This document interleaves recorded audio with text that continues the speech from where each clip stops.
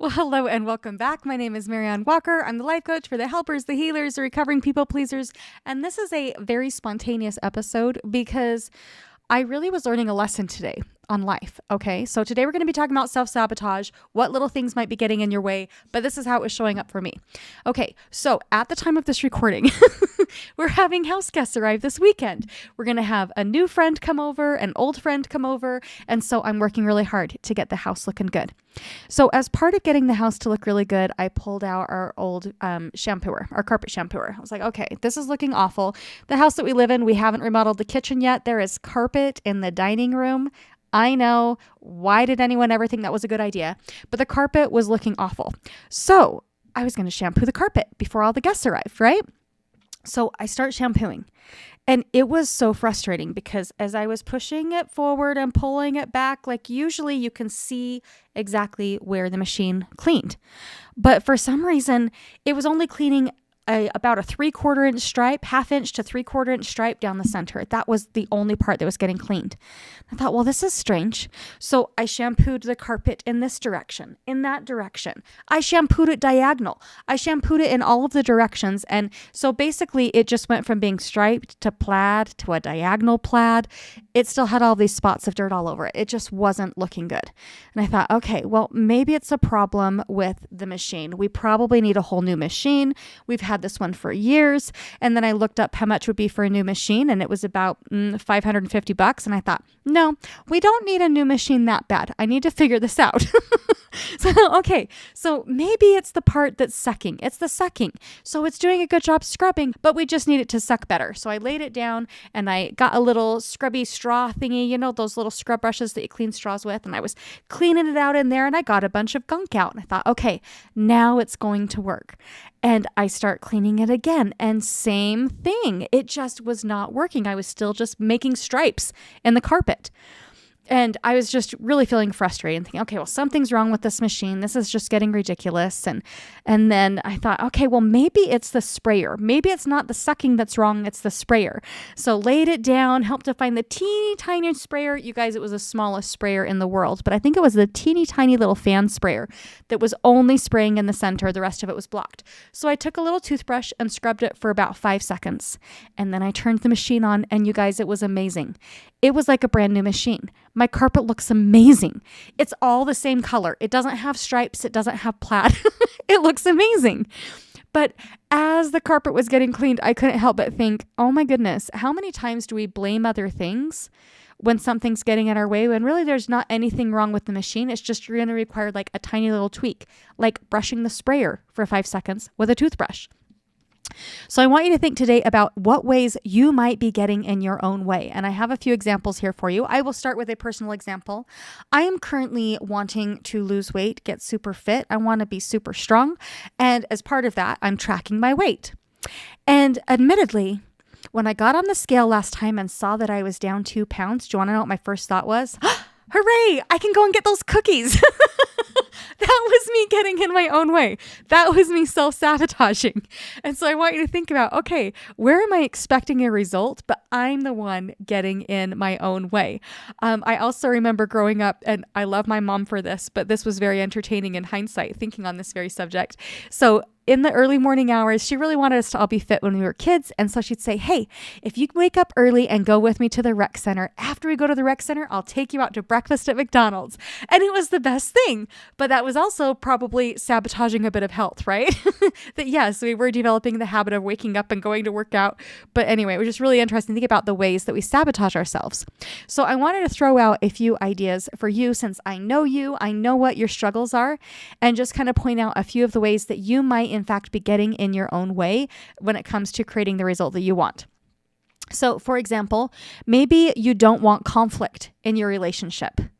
And so you really don't want to have a big fight, but because you don't want to fight about it, you don't bring up anything. So instead of bringing up something when it's just a mild annoyance, you wait until it is just this huge and heavy event. And then you're probably exploding with your partner and it creates the very conflict that you've been wanting to avoid. Whereas if you would just make that tiny tweak of noticing in the moment, oh, you know what? I kind of wish that this would be happening in that way and have a discussion before emotions are high. It would be significantly more likely that you could get that end result that you're looking for of not having conflict in a relationship.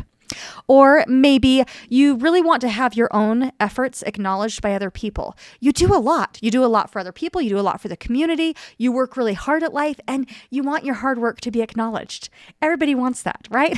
But at the same time, whenever anybody praises you, maybe you get an award at work, or maybe somebody notices how much weight you've lost, or maybe, somebody's starting to notice all of the amazing work that you've been doing and you start to minimize it. Well, it's not that big of a deal, or, I'm not losing as much as I would have liked. You are now minimizing your own efforts and your own accomplishment. So while you're hoping desperately that other people will praise you, you are unwilling to celebrate yourself. So of course they're not going to be celebrating you.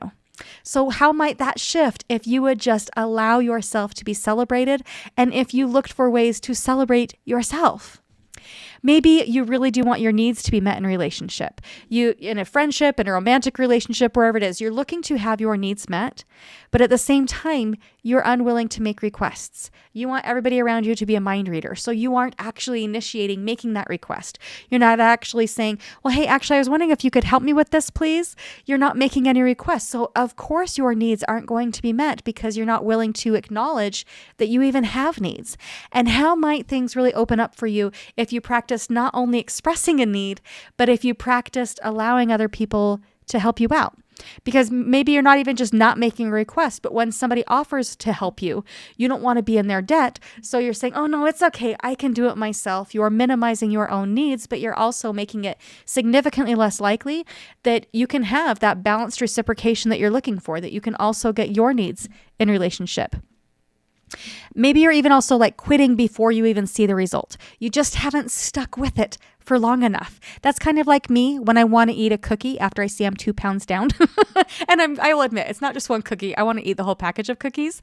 It's really kind of a bad thing that they've made all of the Girl Scout cookies just generic store brand ones now, because now you don't have to wait until Girl Scout cookie season to get your Girl Scout cookies. But anyway, so maybe you aren't quite finishing out what it is that you set out to do. You're not making it to the finish line all the way. You're quitting before you've got there. So you're eating the cookie. You're self-sabotaging. You're making it so that you can't actually achieve your goal. I want to remind you that it only takes 1 degree of difference before an ice cube will melt.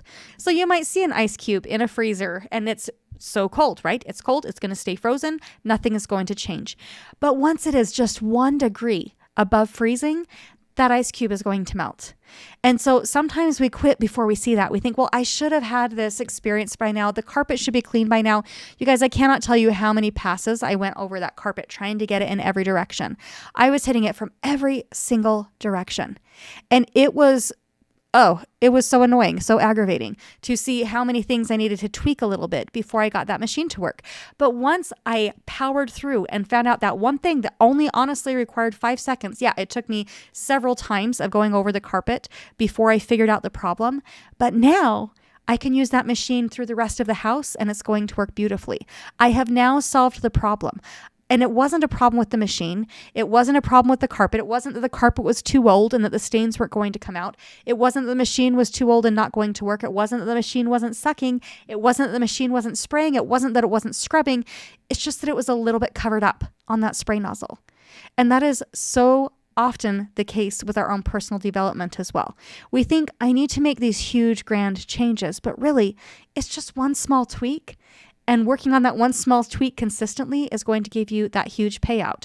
It's going to be like that ice cube melting and you're going to see significant results.